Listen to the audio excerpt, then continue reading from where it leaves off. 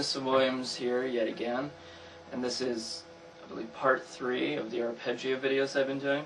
And just to give you a heads up, if you haven't seen parts 1 and 2, probably should check this out before you watch this, because you might get a little lost. The first video dealt with building an arpeggio. We talked about what an arpeggio was, kind of brushed up on that in the last video as well. And we were talking about building an arpeggio out of the G major scale to fit over the G major chord, and that arpeggio was, that was our first arpeggio, which is not your typical arpeggio, because it doesn't encompass all 6 strings. It's simply a more conservative arpeggio for artistic taste, has a nice sound to it. In video 2, we included another chord, which was a C major, but we used the exact same arpeggio because it also was built out of the C major scale, and so that meant that we could use that exact same pattern. We moved it up to the C, and that's all explained in great detail in the last 2 videos. But now we're going to add another chord, and if our last 2 chords are G and then followed by C, you can pretty much guess what the next chord is going to be. It's going to be a D, because it's that basic formation, that whole pattern, but we're just making it a little bit more interesting. So the chords would go G major, like a bar chord formation, then to C, and then to D. And it's the same thing. We're going to build this arpeggio in the same manner. We're going to use the D major scale.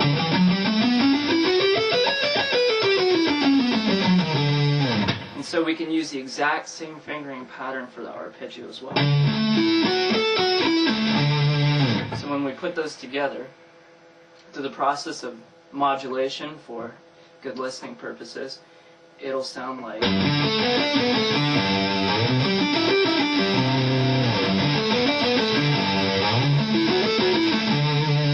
Very simple. Okay, so let me go in for a close shot, and I'll show you how to play that arpeggio on the D just in case, and yeah, we'll get it done. Okay, so now we're up in the higher register of frets. The frets get smaller, so I'll try and show you visually very slowly so that you can see properly.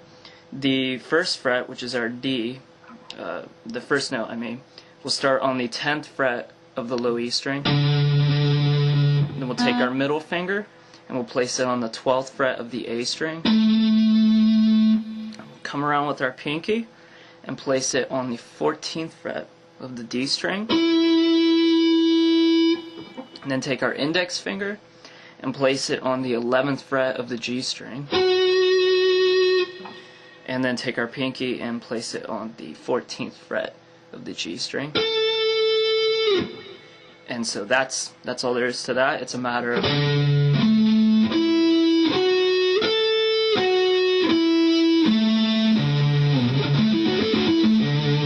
And again, I talked about in the last video, it's important that you take this very slowly so that the changes between the actual chords can line up right.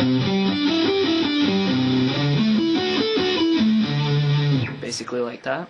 So take your time. I explained in the last video that this isn't the kind of arpeggio that requires that you have to sit there and shred it. It's not always about that, and arpeggios are not just for shredding on, because a lot of jazz and classical guitarists use them as well. And so I decided I'm going to do a bonus video as well. Even though this is the last part of this installation, I'll do an arpeggio bonus video that is related to the chords and the arpeggios that we just talked about, because I have a really great idea, something that I can show you that can help you with the actual construction of your songs if you're having like musical writer's block. I can teach you a great way to actually build chords and get ideas from arpeggios themselves. So stay tuned, I'll get that video out for you.